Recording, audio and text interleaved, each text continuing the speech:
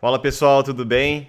Estamos aqui mais uma versão da nossa carta falada, do nosso podcast, né? Episódio número 10. Estamos aqui hoje gravando eu e Tiagão, como sempre. Fala aí, Tiagão. Fala aí, Marcelo, beleza? Vamos para Beleza? mais uma aí, né? Mais uma. E hoje a versão número 10 com o meu irmão, com o Eduardo Abud. A gente já gravou a número 9 com ele, mas problemas de áudios aí técnicos e estamos regravando aí. Tudo bom, Du? Olá pessoal, boa tarde aí. Um prazerzaço aí estar com vocês aí, conversando. Pô, bacana, cara. O Thiago e Du, só posicionando o pessoal aqui que tá chegando, né? Que talvez é novo. Ah, esse é um podcast, né, destinado aos nossos investidores, né? Então, os assuntos que são relevantes a eles, a gente acaba disponibilizando, né, esses episódios para todo mundo que achar relevante aí. E por que que o Du tá aqui hoje, né? Porque ele tem uma história bem bacana aí com os investimentos, né? Já começou menos 2006, 2005, não sei, ele vai contar aí melhor para nós, né? Eu sei que eu fiz um curso de bolsa com ele em 2006, então sei que um pouco da história dele é um pouco longa aí. E bom, só antes de passar a bola para ele aí, eu vou, Tiagão, para não esquecer, que como a gente sempre esquece, né, Tiagão? Mas pedir pro pessoal deixar o like aí, se inscrever no canal, ativar as notificações e com certeza fazer aí deixar os comentários aí que forem convenientes, pedir temas aí e tudo mais. Bom, Tiagão, você quer começar perguntando aí alguma Posso, coisa pro Dudu? Você quer começar se apresentando? Como é que vocês preferem fazer aí, pessoal? acho que Eu posso me o Dudu pode se apresentar. apresentar, né? Acho que esse é o mais importante aí, Dudu. Fala um Sim. pouquinho de você, da tua experiência, né? O que que você faz aí, até pra gente se conhecer melhor, né? Ah, legal. Então, como o Marcelo introduziu, sou irmão do Marcelo e sou cunhado do Thiago, casado com a irmã da esposa dele. Falando em família aqui, né? Tamo em família. Minha família. Bom, eu tô com 36 anos agora, fiz a carreira toda na indústria química, comecei como estagiário, depois trainee, depois engenheiro da Ródia, lá por quase 12 anos. Agora, só no meio do ano passado, que eu estou seguindo aí a carreira no empreendedorismo. Estou batalhando aí para conseguir empreender no nosso querido Brasil. Falando um pouquinho da minha carreira no mercado financeiro, se não me engano, eu comecei em 2007, um amigo em comum meu e do Marcelo, o Joãozinho. A gente começou na antiga Intra, corretora Intra, e que depois, se eu não me engano, foi adquirida do Bradesco, alguma coisa assim. E o início de tudo foi em 2007. Já estamos indo aí para 15 anos aí de mercado Então financeiro. você começou depois do curso que a gente fez em 2006, é isso? Foi mais ou menos junto, eu não lembro se esse curso foi 6 ou 7. Foi 6, porque eu tenho ele no currículo aí, eu já vi bastante.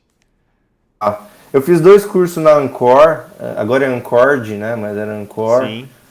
Paulo, fiz introdução ao mercado financeiro e introdução ao mercado de opções, né? São os derivativos.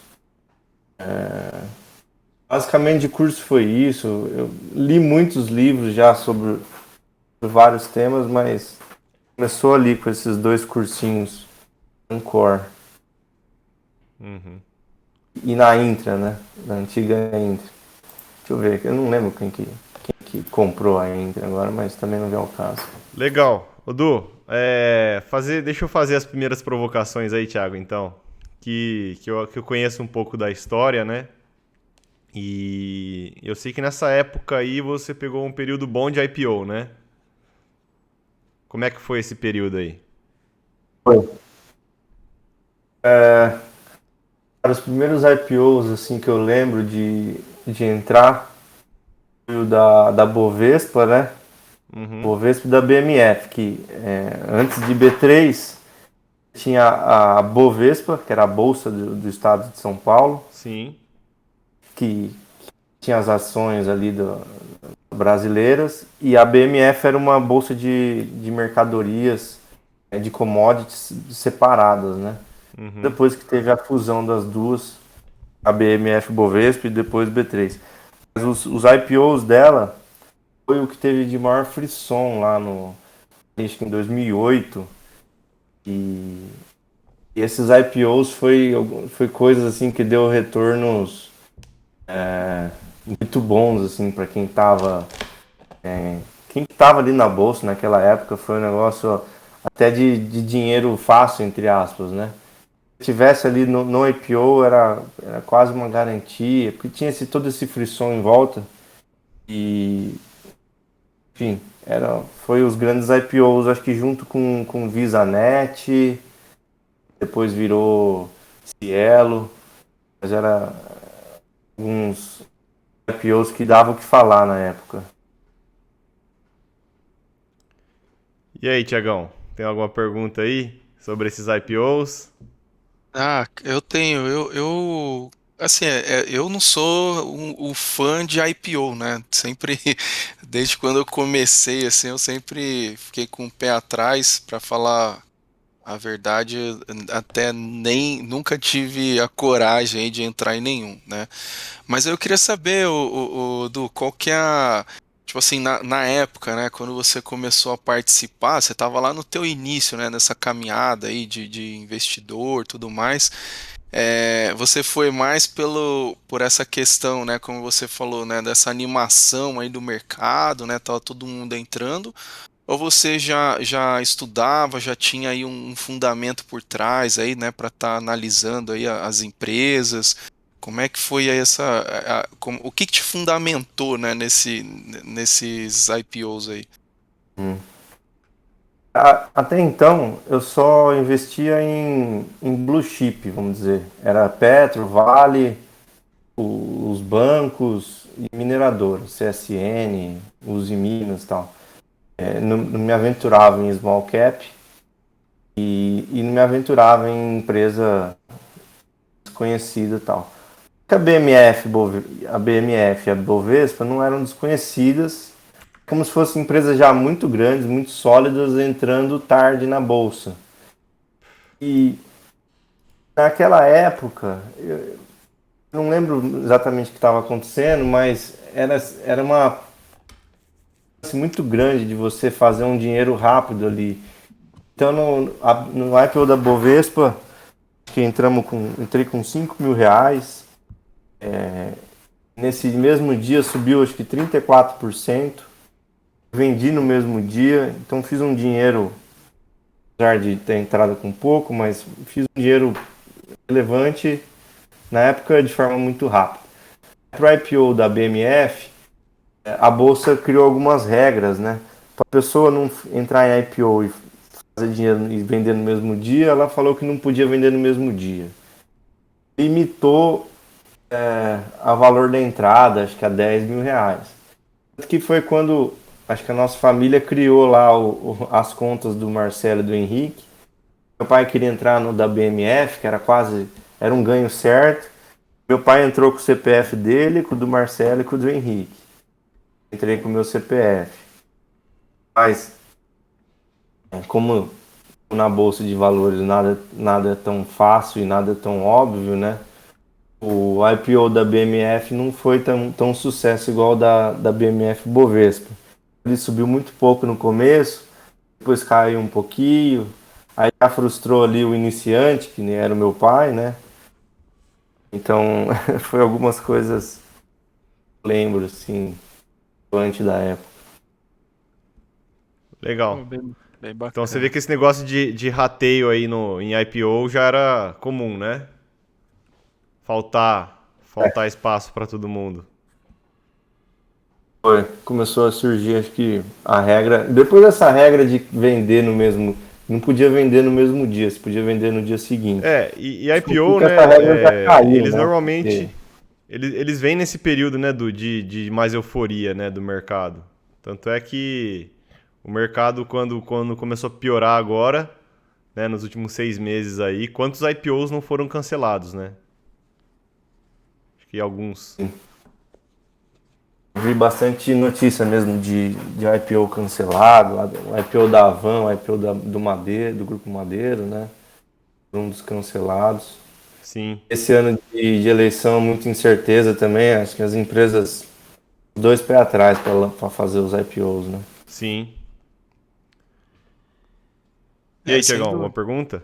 Não, eu até dentro desse comentário, né, para a gente ir ver, né, como que é um negócio complexo, né, porque não é só a empresa, né, se ser listada ali, né, tal, e aí, foi listada, vai valorizar, vai crescer. A gente tem um exemplo recente aí do IPO do Nubank, né, que quando teve, né, a abertura, né, das negociações lá, era o banco mais valioso, né, se for considerar aqui no Brasil, né, tinha valor maior que do Itaú, Bradesco, e aí agora, se for olhar o valor de mercado, se eu não me engano, está em segundo ou terceiro lugar, né, não tenho certeza, Sim. mas Sim. para o investidor realmente tem que ter essa cautela, né, porque é, é E complicado. às vezes eles são fãs, as pessoas gostam da empresa, né, Thiago? No Nubank aconteceu muito isso, né? Exato. Pessoas É, gostavam da empresa, pô, quero ser sócio porque eu quero ser sócio, mas nunca, na verdade, às vezes comprou uma ação, né? E acaba entrando no IPO esticado da Nubank aí, por exemplo, e, enfim, pagando caro, né?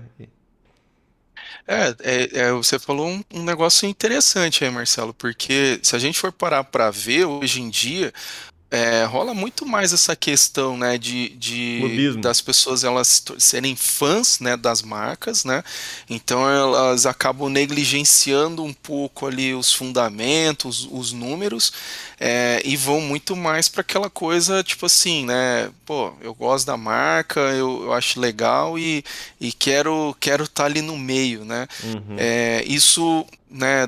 As marcas elas estão mais expostas, né, nas redes sociais, né, elas estão também se projetando mais, né, nesse meio, né, se popularizando mais. Então a gente vê esses movimentos, como teve aí do Nubank, né? Então assim, isso, como eu falo, eu me preocupo um pouco, né? Eu prefiro olhar isso daí depois de alguns resultados, né? Na hora que a empresa já mostrou alguma coisa ali dentro do mercado, para mim eu me sinto mais seguro, né?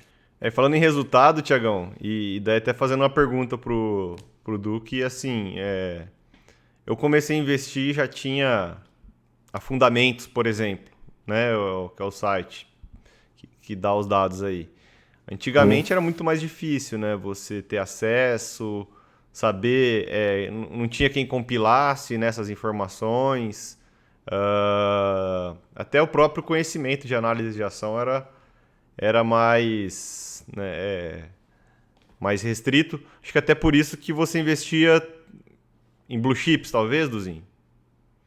Ou algo, né? Eu Talvez. acho que eu me considero um investidor conservador, assim, do ponto de vista que eu busco tudo que é um pouco mais óbvio, né? Uhum. Então, um termo que você usou que eu achei legal, os hard assets, né? O cara que produz uma coisa palpável ali, né? Então, a Uhum. empresa de petróleo, empresa de Que tem mineração. ativo, né? Então, eu sempre busquei mais essas empresas mais óbvias, esses múltiplos tradicionais de mercado, né? E eu nunca gostei das empresas que eu não conseguia entender. Mas por que ela tá valendo 180 vezes o PL? Como eu não tinha uma outra base, Uhum. então eu sempre fugi um pouco essas empresas, talvez você tenha um potencial de crescimento maior, né? Mas não entendia muito o negócio ali. Então, sempre busquei as blue chips, mas também sempre fiz muita besteira, viu, Thiagão e Marcelo? No meu processo de aprendizagem lá, fiz muita coisa que hoje eu vejo que não leva o investidor, não leva o camarada a nenhum lugar, sabe? Fiz day trade, fiz bastante operação com opção, assim de tudo, eu comprava e vendia opção simplesmente por fazer trade, né? Um negócio incabível. Depois que eu fiz o curso, comecei a fazer umas operações estruturadas, trava de alta, trava de baixa, a, a venda coberta, né? Ou financiamento, tem alguns nomes parecidos. Financiamento eu faço até hoje, a venda coberta, né? Uhum. E na época eu acompanhava o canal do Baster também, do Maurício Rissa, que é um cara que desenvolveu bastante o mercado de derivativos no Brasil. E se você pegar, e ele tinha alguns livros de opções, né? Uhum. Ele tirou esses livros de opções do mercado, eles não vendem mais.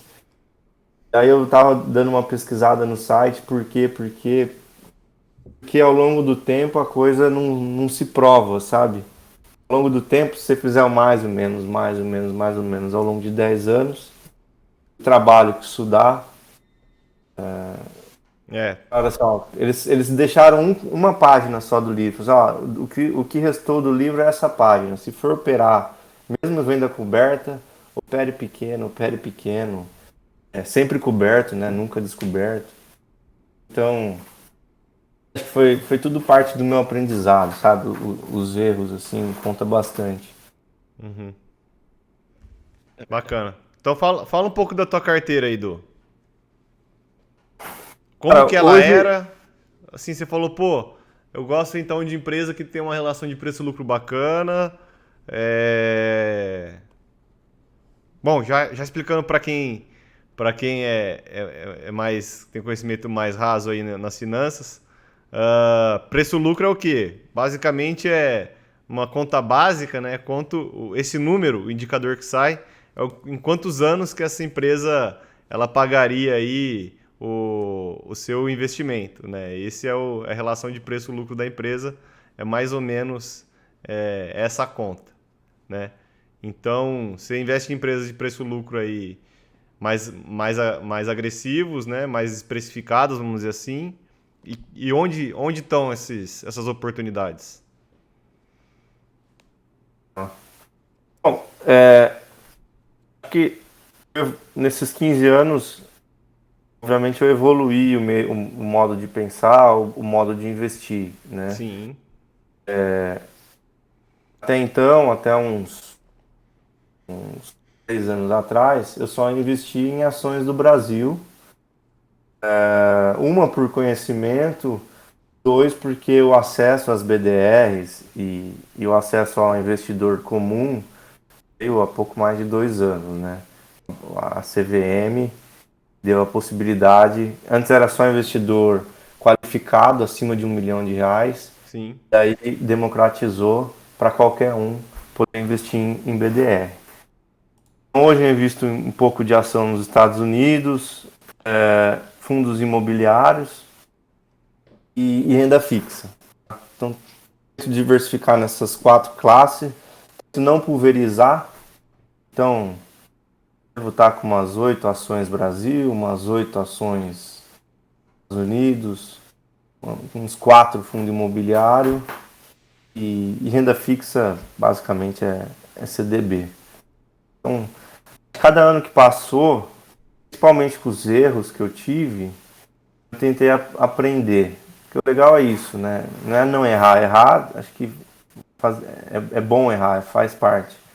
Você tirar alguma coisa para você, puxa, eu não vou mais perder dinheiro dessa forma aqui não. E aí cada vez mais seu investimento vai ficando mais sólido, né? Tem uma grande crise, você está cada vez mais tranquilo. Uma por ter passado já por algumas outras crises, duas por ter uma carteira que você conhece ali, né? Ao longo de alguns anos que você foi construindo ela. Legal. Ô, Du, já que você falou de crise aí, cara, conta aí pra gente como é que foi aí passar aí por grandes crises, né, rapaz? Você pegou aí, pô, de cabeça aí, vai 2008, 2009 ali, né? Pegou depois ali comecinho ali também teve ali em 2012 também, a gente teve alguma coisa aqui no Brasil, se eu não me engano. Mas aí, bom, teve Temer, teve Joesley Day, teve agora, né, o coronavírus. Conta aí pra gente aí, cara, como é que foi aí esses momentos aí, cara? Legal. Acho que é isso que faz a diferença, a carreira, né, do investidor, é você realmente passar pelas grandes crises. A primeira grande crise foi em 2008, então eu tinha começado ali em 2006, igual o Marcelo falou. Em 2008 veio a do subprime nos Estados Unidos, acabou talvez chegando no Brasil em 2009, mas 2008 caiu bastante. Foi uma Aquelas quedas marolinha, de né? mais de 50% em alguns dias, né? Depois, acho que teve algumas outras quedas, mas uma grande queda depois foi no fim do governo Dilma lá. Fim de 2014, 2015. Para mim essa foi a segunda grande crise. Teve o Joesley Day, mas foi uma queda brusca de 20% num dia. E depois a crise do corona, né? Em 2020. Então, esses 15 anos, três grandes crises. Essas de queda de mais de 50% aí do índice. E acho que essas crises que vão criando a nossa casca, né, Tiagão? No sentido de você saber que vai vir uma outra, preparado para outra, saber o que fazer, principalmente não desesperar, né? Essa do corona aí que teve, eu lembro que uma, uma coisa, um dispositivo meu de me controlar foi abandonar o acompanhamento de home broker, de notícias de gráfico. Eu gosto bastante do assunto. Todo dia eu abro o gráfico, todo dia eu abro a conta da XP, por gostar. Mas nessa época, para não deixar um sentimento ali falar um pouco mais alto, eu abandonei por quase 2 meses sem olhar nem nada de notícia, nada de gráfico. Pô, Dói, né? legal, essa consciência aí é importante, né, cara? Porque tem muita gente que não tem isso daí não, cara. Porque o medo toma conta, né, cara? Essa é a verdade.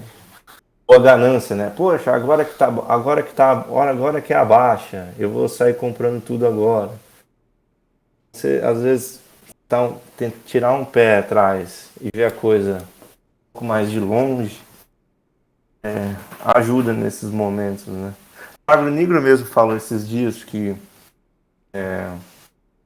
começando a crise do Covid e a bolsa não tinha nem começado a cair, acho que ela tinha caído 20, 25% e ela chegou a cair 57 ou 60%, né?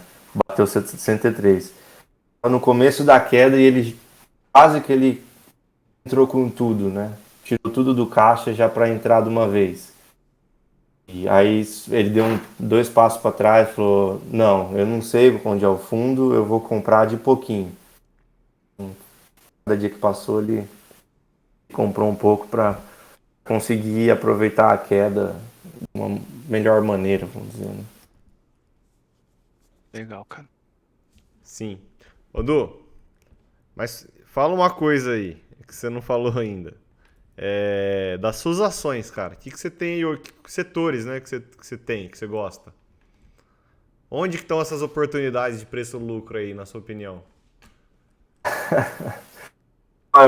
Eu não sou um grande estudioso do mercado fundamentalista, né, da teoria Uhum. fundamentalista. Até estudei mais a técnico, né, o grafismo e tal, mas, mas eu, assim, sempre investi em mineração, Vale, CSN, Uzi Minas e banco. Banco sempre com a mão mais pesada, então, igual eu falei, eu tenho 8 ações, mas se pegar a minha mão pesada é em banco e mineração. Vale, Uzi Minas, Itaú, Bradesco, Banco do Brasil, é minha mão pesada aí. E é o que eu durmo em paz também, né? Isso é Esse importante, né? lance aí, esse lance de tipo assim, se o mercado derreter amanhã, tanto faz se derreter amanhã ou daqui 3 meses. Eu tô em paz porque as ações que eu tenho, para mim, são as mais sólidas do mercado, sabe? Mais ou menos por aí. Faz Oh, sentido. legal. Eu tenho uma pergunta aí, Du.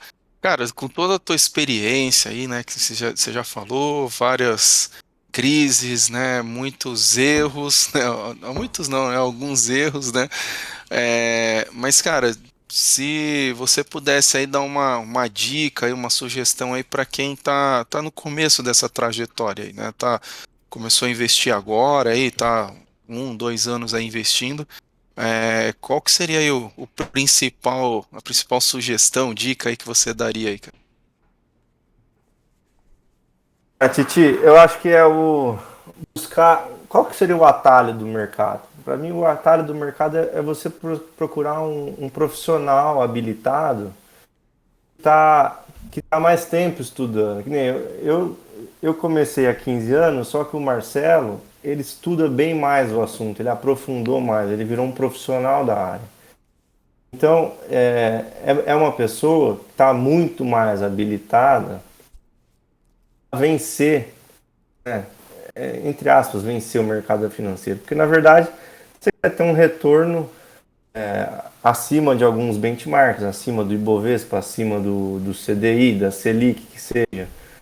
Mas eu optei por acertar, errar, aprender, né? E, e formar minha carteira de hoje. Mas porque eu gosto demais do assunto, né? Eu entendo que a população em geral não tem esse ímpeto de deveria ter sempre de quebrar a cara, aprender testando opção, testando diversas coisas, ganhando, perdendo, ganhando, perdendo. Eu acho que o ideal mesmo é você procurar um cara de mercado. Você hoje, você e o Marcelo são grandes estudiosos aí do mercado. Na minha opinião, como engenheiro, vocês têm maior probabilidade de obter um melhor resultado. Pelo simples fato que vocês passam um dia estudando. A gente passa o nosso dia Mas trabalhando, né? fala uma coisa, Du. Na sua época tinha. Vamos já falar do mercado inteiro, né? Tinha consultor, tinha analista, tinha agente autônomo, tinha gestor. Como que você vê? Isso aí evoluiu? O mercado vem evoluindo ainda? Você acha que precisa evoluir mais? Como que você vê esse serviço no mercado hoje? Olha, sempre teve ali o agente autônomo, né? Na minha Uhum, época a gente chamava de nosso corretor, nosso broker, né? uhum, Eu comecei a Intra, mas logo depois veio a XP com uma taxa de corretagem menor. Fui para a XP de Bauru, que eu fazia faculdade em Bauru.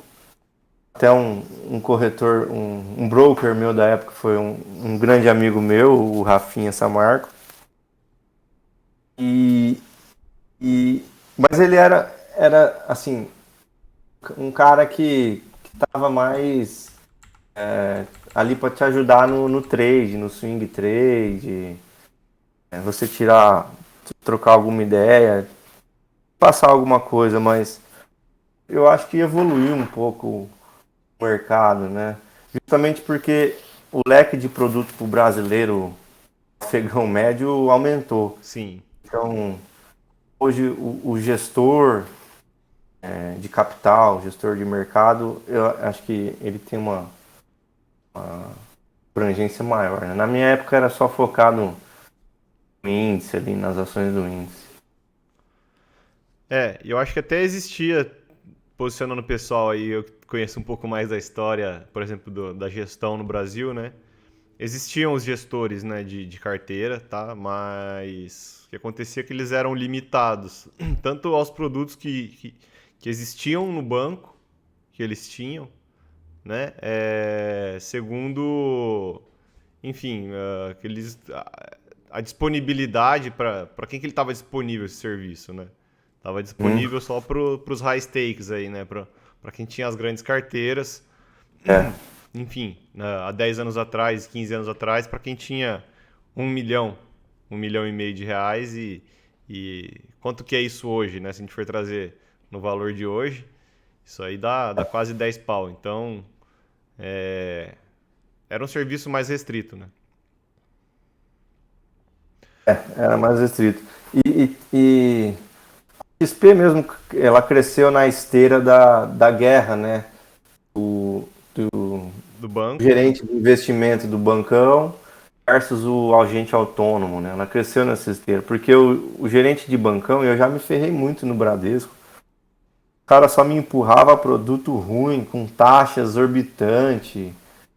Cara, era quase um assalto à mão armada, porque eu já entrei em previdência do Bradesco com taxa de carregamento de tudo quanto é jeito, precisei tirar o dinheiro, tirei 10% no que eu tinha colocado de dinheiro. Falei, como assim? Ah, é a taxa de carregamento, você não leu o contrato? Os bancões até hoje não perdeu essa mania, sabe? Aham. É por isso que eles estão ficando tão para trás, porque eles não perderam essa mania até hoje. Empurrando produto próprio, Como, com coisas mais exorbitantes ali. como Então é uma avenida curiosidade, aberta aí que os gestores, vocês gestores têm, porque eles não perderam essa mania. como curiosidade, eu acho que é uma sorte nossa, né, Thiago? Verdade. Quanto mais o mercado trabalha mal e traz uma experiência ruim pro investidor, é, o Thiago aí, a área do Thiago, é o CX aí, né, o Customer Experience, para nós já virou Investor Experience, né? Então a gente entende que tem que ser uma experiência bacana, né? Voltando até um pouco no que você falou, que a gente corta o caminho, né? E eu acho que isso já é uma parte dessa experiência, né, Thiago? Sim. Enfim, nossos investidores não precisam acumular conhecimento para começar a investir, né? Óbvio É, que quanto mais conhecimento que eles acumulam, viu, Du? É melhor para entregar uma gestão cada vez mais avançada, mais complexa, né? A gente consegue avançar na carteira do cliente. É porque o cara consegue trocar ideia, né? Debater com vocês algumas Entender o que eu posições, faço, né? né? Entender o que você faz. É bom ele debater, mas por que você está entrando aqui? Eu gostaria de entender o racional por trás. Aí esse debate é sempre rico, né? exato. Eu vejo que as pessoas elas sempre procuraram ajuda, né? O problema é que acho que como a gente estava falando aí, a ajuda ela não estava muito pro nosso lado, né? Pro lado do investidor, né? Vamos dizer assim. E isso penalizou muito, né? Quem começou, ou então quem queria começar, tinha essa barreira aí, né? Hoje eu até ouvi uma frase essa semana que eu achei bem legal lá, que é do livro lá, A Arte da Guerra, que fala que se você tá vendo o seu inimigo fazer alguma coisa de errado, você não pode, não interrompa ele, né? Deixa ele continuar Aham. errando.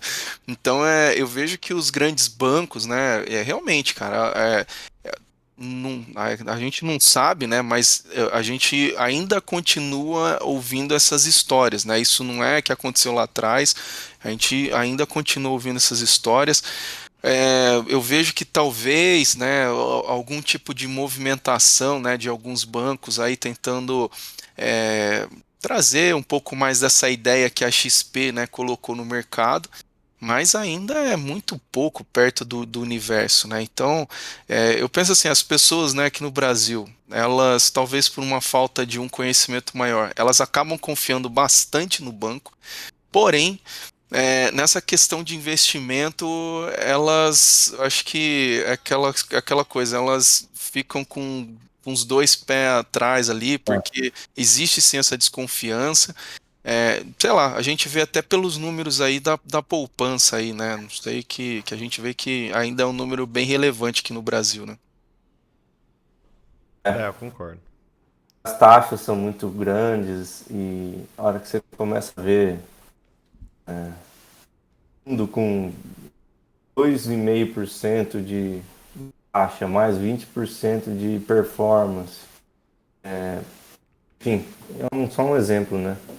Eu tenho alguns exemplos aí, assim, de veículos que eu acho, assim, que não tem interesse alinhado, sabe, com o investidor.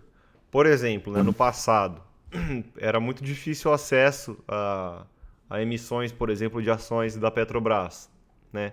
Então, o que os bancos faziam era um exemplo, tá? Eu não sei se existe ainda, é que veio à tona e foi uma notícia que pegou aí no passado. Era um fundo do Bradesco que investia na Petrobras, então ele foi criado só para investir em ações da Petrobras e a taxa de administração dele era 3% ao ano, né? Então, um fundo que Essas compra uma coisas ação. existem Então, até hoje, né? e tinha, parece que 300 mil cotistas. Um negócio assim, cara. Então, ou 30 mil, sei lá. Mas que seja 30 mil, né? Não é um veículo que está Essas ali coisas alinhado ao existem interesse, né? bastante mesmo, né? Outra coisa são os fundos de renda fixa do banco que compram títulos do próprio banco. E daí também tem lá uma taxa. Isso eu já peguei bastante, tá? De clientes que tinham esses fundos na carteira. Tem uma taxa lá de administração para um fundo de renda fixa, papai e mamãe. Desculpa o termo, mas para um fundo de renda fixa simples, uma taxa alta, tá? De sei lá, 1,5% ao ano. E, e comprando só produto do próprio banco, sabe? E título do tesouro, uma gestão simples, né? E daí quanto que estava pagando isso? Muito menos do que a poupança. Num lugar onde você tem imposto de renda ainda, né? Então, cara, isso aí eu acho que é uma indústria que vai evoluir muito, mas eu tenho certeza que, falando aí de business, né, agora, Essas como coisas. business, eu tenho certeza que eles. É a estratégia deles, é manter, né, esses. Eu acho que esse modus operandi que dá uma margem grande para eles, né? Porque se eles trocarem o modus operandi deles do Nubank, eles vão virar um banco sem lucro, enfim, que daí é outra empresa, né? É outra empresa, com certeza. Essas coisas, elas existem por... São desvios, né? Ou são desvios ou distúrbios. Existe pela falta de conhecimento. Uhum, Eu mesmo, por exemplo, há 2 anos atrás, queria investir no SP500, né? No fundo das 500 maiores empresas dos Estados Unidos.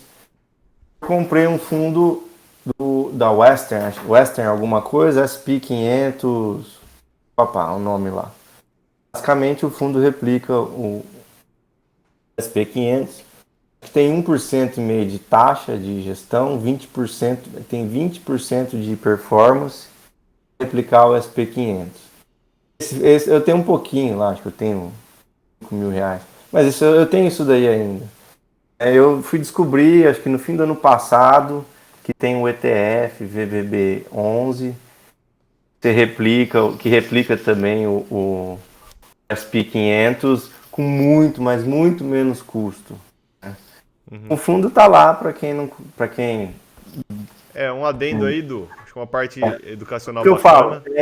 eu estou errando um monte, Aham. mas tem o atalho para você acertar de uma vez só, né? Então, Mas é um só exemplo como besta, mas que interesse aí, Du, é o existe. seguinte: esse fundo, por exemplo, se você compra um fundo de ações, né, aqui no Brasil, ou um fundo de ações que investe em ações lá de fora, o que você está pagando o gestor é para ele bater o índice, né? Então, o IVVB11 ele vai tentar seguir o índice, sei lá, igualmente para os fundos da Bovespa aqui, dos ETFs da Bovespa, vai seguir o índice, e os fundos né, que investem aqui, por exemplo, o Alaska, o Constellation, ou enfim, Brasil Capital, Dália, todas as outras casas aí, eles vão tentar bater o índice, né? Então, eu acho que essa é a diferença. E esse lance de fundo, assim, né, aí eu tenho que sempre dou o crédito aqui pro Marcelo, porque, cara, eu não gostava, né, de investir em fundo de investimento, porque é bem alinhado em algo que você estava comentando, né, que você falou na questão de procurar pessoas aí que pô, já conhece o mercado, já estão no mercado, né? Tem toda, é todo habilitado, né, para estar no mercado. Mas porque assim, cara, imagina o seguinte também, né? Imagina eu, é, com o meu tempo escasso, eu tendo que ficar fazendo toda uma análise das empresas, do mercado, cara, que é complexo, é muito difícil contra, né, versus, né, vamos colocar assim, um gestor que está dentro aí de uma casa que tem toda uma estrutura ali, vários assessores, computadores lá para fazer os cálculos, testes, probabilidade e tudo mais. Então, assim, cara, é muito melhor, eu vejo que é muito mais eficiente eu usar dessa estrutura, né, pagar para alguém é, trabalhar para mim e eu me dedicar para aquilo que realmente, né, me dá receita do que eu ficar quebrando a minha cabeça aqui, tentando Mas o ser difícil, né, melhor. Thiago, é o cara, que fundo que você vai comprar para sua carteira? Acho que esse que é o difícil também, né? Não, então, é o que eu tô falando, a gente tá falando, a gente até Produto, tá né? falando de níveis aqui, né? Aham. Porque aí vai entrar esse ponto, porque assim, é, qual é o fundo? Ah, pô, eu vou comprar aqui um fundo, pô, saiu lá, tem o fundo que investe em criptomoeda, por exemplo. Pô, mas será se isso faz sentido para mim, né, cara? Né, eu acho que isso é bem importante, né? Ou você abre a plataforma da corretora e tem 400, 500 fundos disponíveis lá para você investir. E daí como é que você faz, né? O Saber. pessoal normalmente vai lá, eu sei como é que funciona, né? Que eu já conversei com muitos investidores. O pessoal vai lá, coloca lá os últimos 12 meses, qual que rendeu mais. É. Daí, quando dá pra classificar diferente, ele fala assim, opa, deixa eu ver os últimos 24 também. Ó, tem aqui um nos últimos 24 meses que rendeu mais, que tá também entre os que renderam mais nos últimos 12 meses. Será que é esse fundo que você tem que investir? E, na verdade, não, né? Você está olhando pro retrovisor, às vezes você vai pegar uma estratégia que já andou e tá na hora dela corrigir, né? Então, acho que fica. Acho que tem Muito bastante produto coisa, né? hoje. Onde o gestor É. consegue agregar valor, né? Tanto em saber como usar, né? Ou qual fundo escolher também. É, as taxas importam, logicamente que elas importam, né? Então, por isso, já que você já vai pagar essa taxa de fundo, você tem que escolher, né? Já que você vai pagar alguém para fazer sua gestão de ação, sua gestão de renda fixa, sua gestão de renda variável, sua gestão de multimercado, né? Então você tá pagando. Então, pô, deixa eu escolher, antes de começar a pagar, deixa eu escolher qual que é o mais adequado aqui para minha carteira. O mercado está muito bom para o investidor pequeno, para todo mundo poder começar mesmo. Com um leque tão grande de opções, que buscar a ajuda de um profissional. Evoluiu Já bastante. passar Evoluiu anos e bastante. anos quebrando muita cabeça, e eu falei, todo mundo que põe de tempo e capital para se dar o luxo de dar tempo de aprender, não, né? Então antes você tirar um percentual bacana do mercado, né, mais você vai conseguir lá aí o seu capital. Pô, legal. Eu tenho uma última pergunta aqui pro Du, que me Bacana. veio aqui agora que eu acho que vai ser importante, cara. Você comentou aí, né, do que, pô, você já tá aí na batalha aí para empreender e tudo mais. E, por um lado, né, a gente entende que investimento, né, até a gente estava conversando com o Marcelo aí hoje, mais cedo, né, a gente entende que o investimento, ele agrega na nossa vida como um todo, né? Ter essa cabeça pensando no futuro, pensando no longo prazo, né? Dentro dessa fase aí que você está hoje, Du, que, né, empreendendo e tudo mais, você trouxe alguma lição, né, que você aprendeu nessa questão, né, toda essa sua jornada como investidor, né, para os seus negócios, para a sua vida? É, você pode compartilhar alguma coisa aí, né? Algum Nossa ensinamento que você qualidade de aplica? vida, o que que melhorou investir? É, Pô, pergunta difícil, hein, Titi? qualquer coisa você pode pular essa, fica tranquilo. Dá uma Como eu- viajada na maionese aqui para responder. Não, porque só pra dar uma ótica aí, então. Porque Ah, eu e o Thiagão, a gente fala assim muito do que investir, por exemplo, a pessoa fica até mais inclinada a fazer exercício, a comer melhor, né? Eu acho que a gente tem um exemplo aqui na família que é o nosso avô, que fala assim também que quando seus investimentos estão bem, né? Seu patrimônio está ali bem cuidado, sim, bem guardado. sim. Diz que isso não tem nada mais afrodisíaco do que se ter ali, né, a conta em dia, né? E não dever para ninguém. Sim. Então, conta aí, Du, pouco, que essa saúde financeira sua mudou na tua vida aí, conforto que você tem, se você pensa mais no futuro, um pouco disso. Acho que é essa a visão. Legal. Cara, essa pergunta é bem legal, assim, mas ela para responder meio profunda, assim, tem que dar Uhum, uma viajada mesmo.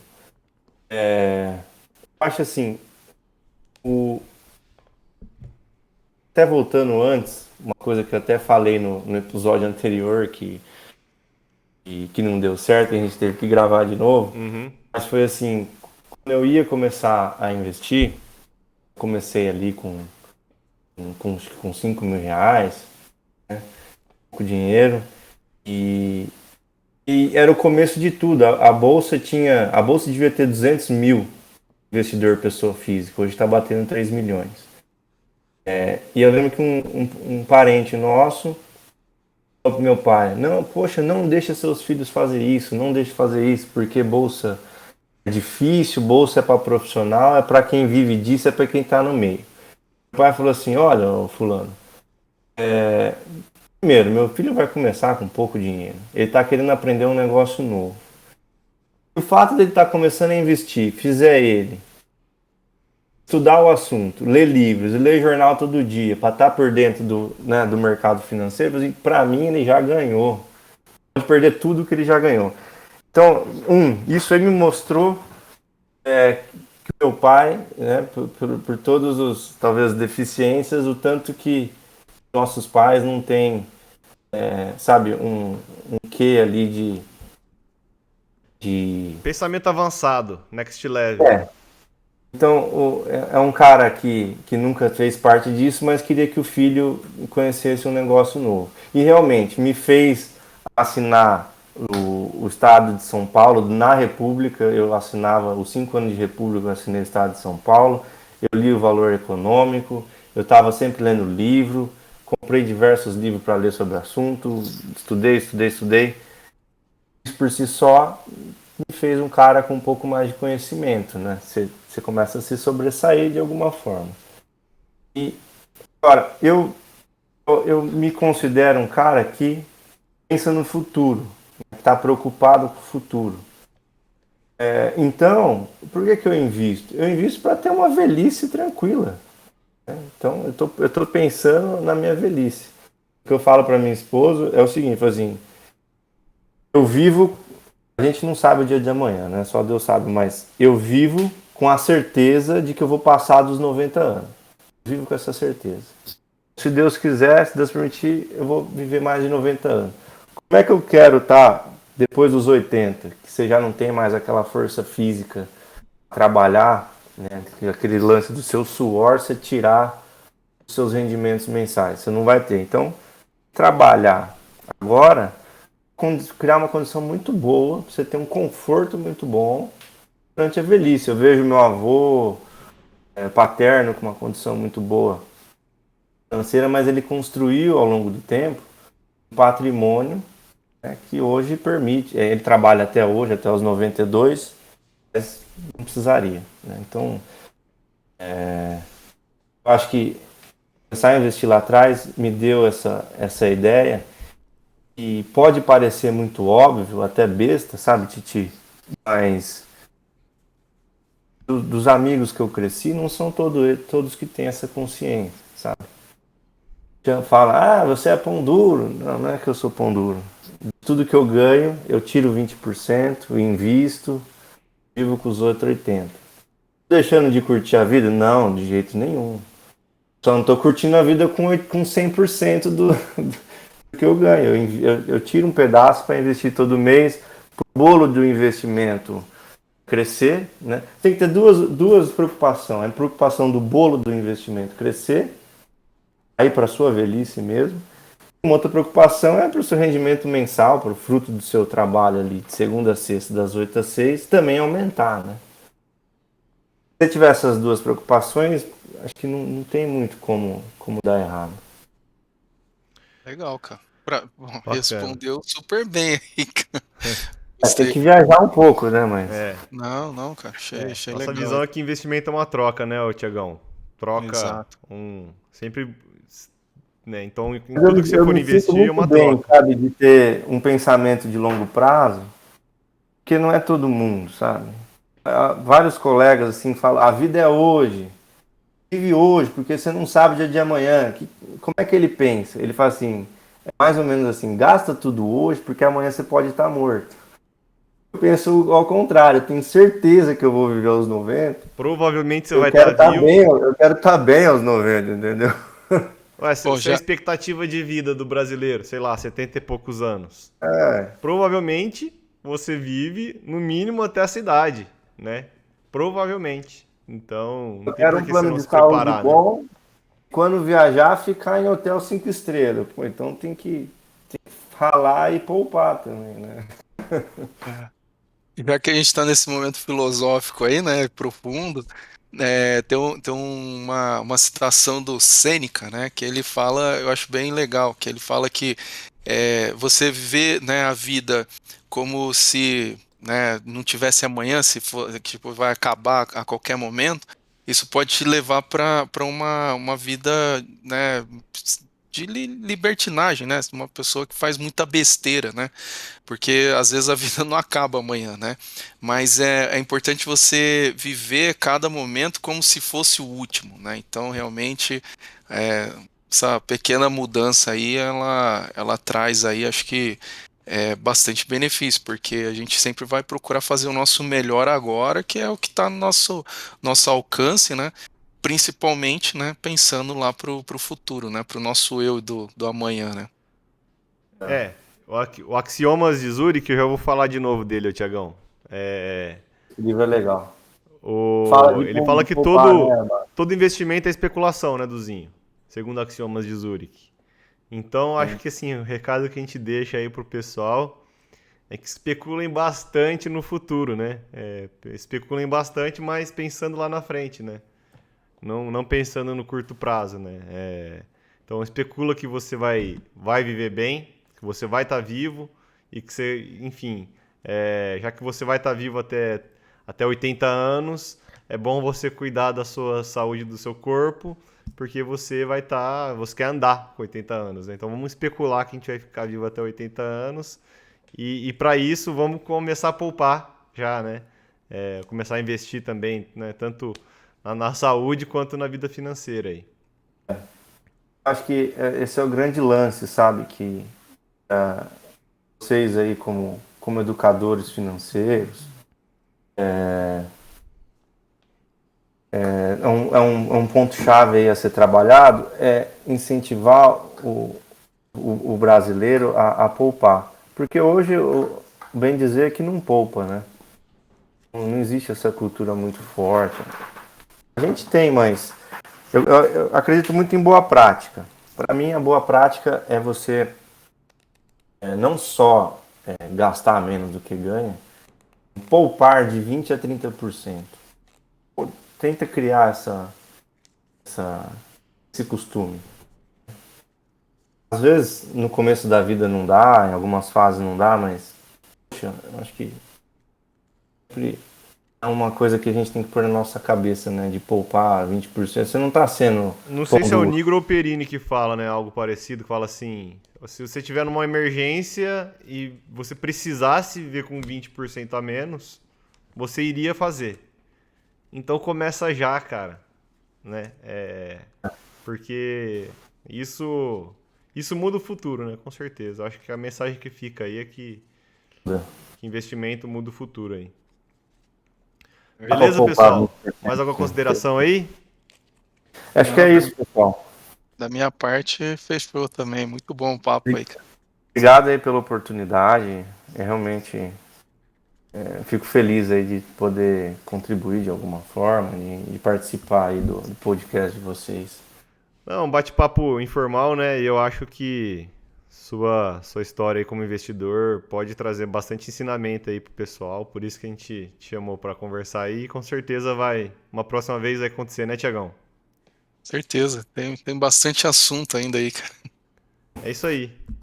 Espero que seja válido aí para as pessoas aí que estão nos ouvindo e boa sorte aí para vocês. Vocês também têm um caminho brilhante aí pela frente, tá só começando. A gente agradece, cara. E no próximo Beleza? episódio aí a gente fala mais do seu business aí. Beleza? Bom, valeu, mano. Valeu, Um abraço, Thiagão. Tiagão. Um abraço, Luzinho. Tchau, Valeu. tchau.